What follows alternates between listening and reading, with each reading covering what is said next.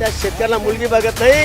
प्रत्येक गावामध्ये 50-50 मुलं बिगर लग्नाचे, त्याला जबाबदार एकमेव सरकार आहे। हे घडलं 10 वर्षापासून, 2014 पासून पोराचे लग्न होणे लागले। या पळशी गावामध्ये आता सध्या या मागच्या हप्त्यामध्ये 2 शेतकऱ्यांना आत्महत्या केलं साहेब। त्याचा मुलगा MBBSला हैदराबाद एम्समध्ये 10,000 रुपये पाठवू शकला नाही म्हणून त्याला गळ फास घेऊन आत्महत्या केली। दुसऱ्याला खर्चाला पैसे नाही म्हणून आत्महत्या केली। पेपरला आहे, पोलीस चिकाढांच्या याच्यामध्ये पंचनामा आहे, करमाडीच्या याच्यामध्ये पंचनामा आहे। ही अवस्था या सरकारनं करून दिली। एकमेव जबाबदार सरकार आहे आणि ते कोण आहे? देवेंद्र फडणवीस, नरेंद्र मोदी।